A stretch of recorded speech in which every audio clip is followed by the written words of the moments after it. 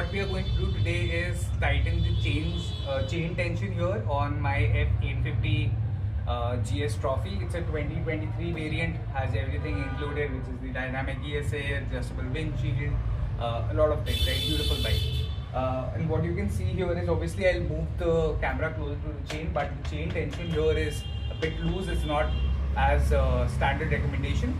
We're going to change that, bring it to a proper tension here.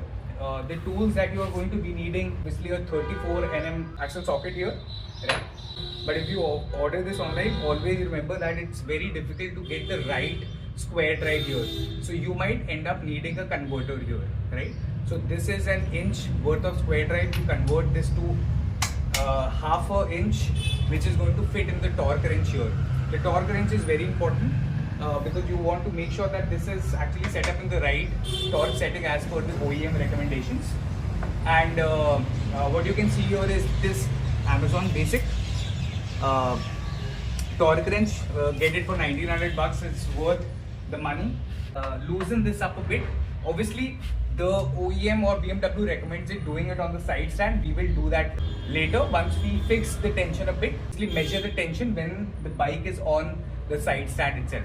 I'm going to change the view here, show you exactly what I'm doing from a different angle.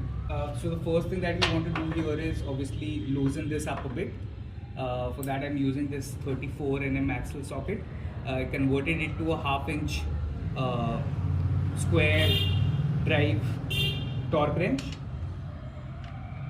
Here we go.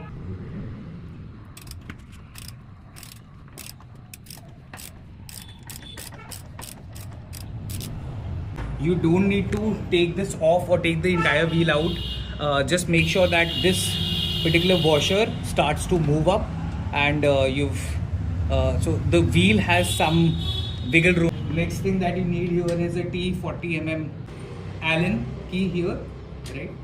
Now if you look closely, whenever I'm going to do a proper tensioning here, always remember that you have to do it both from this side and the other side in the same angle that you're tightening your chain, right? So I will move it a quarter up, and I don't know whether you're able to see this here, but let me also get a good look. So if I tighten this here, you will see the chain moving up, right? I've just done it, let's say half a quarter up, and I'm going to do the same thing here.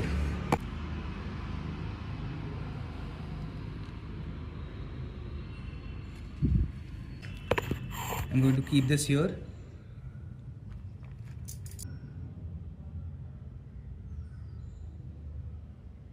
A little bit more. That's it. It's too tight.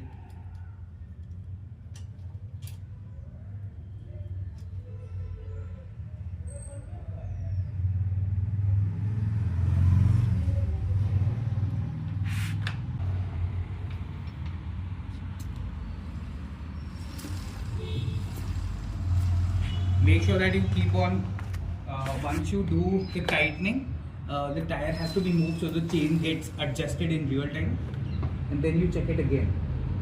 So this actually feels right, but the only way to know whether it is actually right or not is once you put the bike on the side stand here, right? So this actually feels that this may get too tight here, but I'm still going to put the bike on the side stand.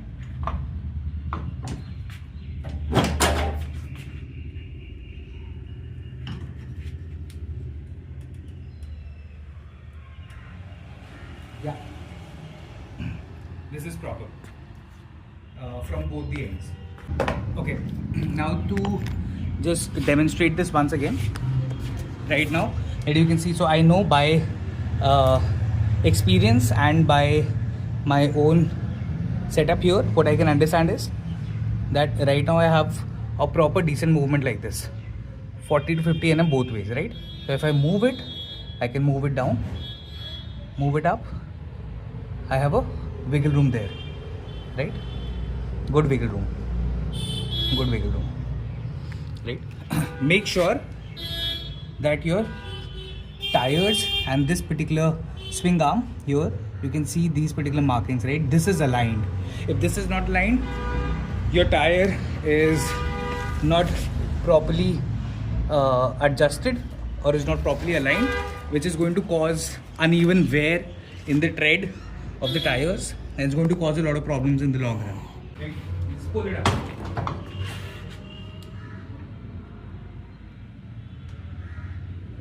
Right, now all I have to do is tighten this back up in the right position and torque it to 100 Newton meters. So I have already set this up to 100. Let's tighten this up.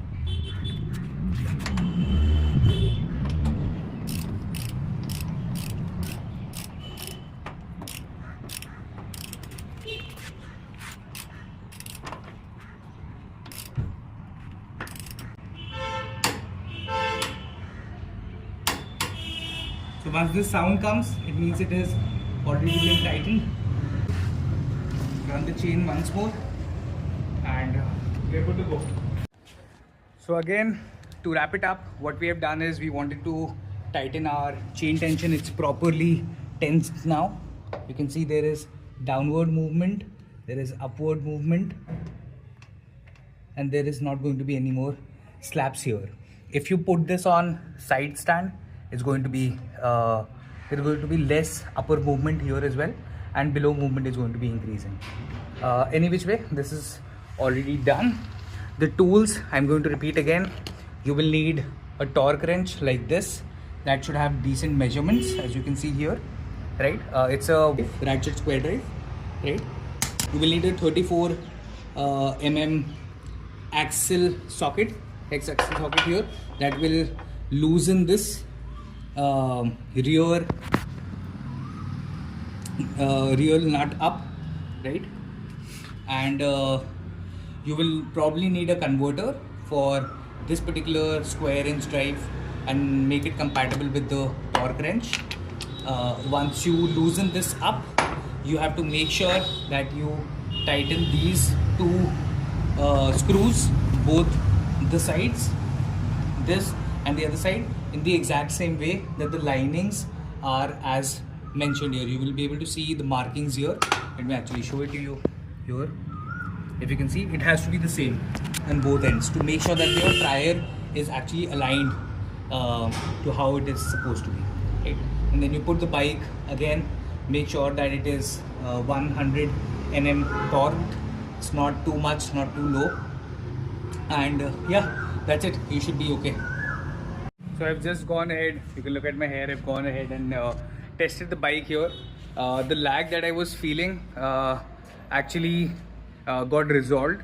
So below 5000 RPM it was not really picking up, but now it is actually picking up from, let's say, even 2000 RPM here straight up.